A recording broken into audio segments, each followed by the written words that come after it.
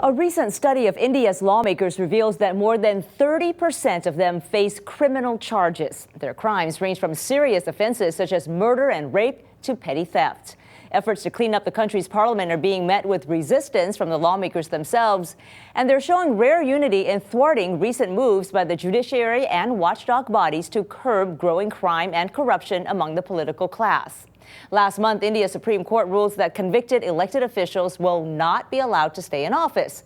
Politicians are trying to overturn that decision, and they're also moving to legislate their way out of an order from the Central Information Commission to disclose sources of funding. For more on the political maneuvering going on inside India, here's Ajoy Bose. Parliament began its monsoon session amidst the familiar din of MPs from rival parties bickering with each other over a whole range of issues. Border skirmishes with Pakistan, the economic slowdown, and the usual plethora of corruption scandals. But even as political wrangling disrupted the parliamentary business of making laws, members sought to protect themselves from what they clearly perceived as a common threat.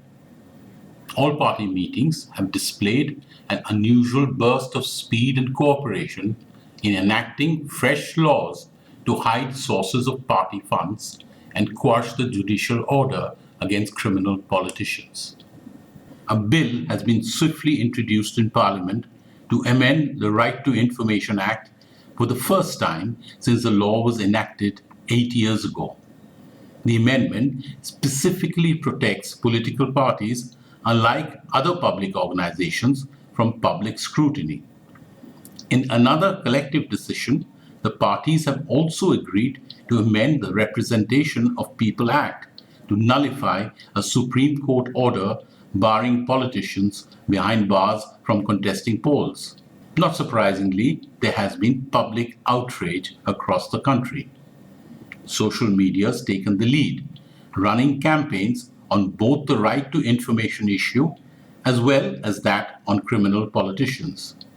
A petition to the Indian Prime Minister, Dr. Manmohan Singh, demanded his intervention to prevent the Right to Information Act from being amended. Another petition supporting the Supreme Court verdict barring criminal politicians from contesting elections carried a picture of a little girl carrying a placard declaring criminals should be punished. On Twitter, angry comments underline the frustration with politicians seeking to give themselves immunity from the laws of the land. One tweet asserted, "We are a democracy. Citizens are supreme." Another pointed out that while politicians were unable to speak in one voice, even against recent provocations by the Pakistan army on the border, they could come together to shield criminal politicians.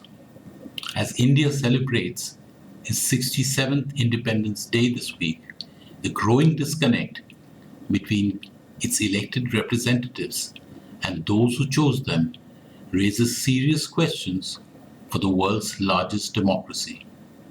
For LinkAsia, this is Ajoy Bose in New Delhi.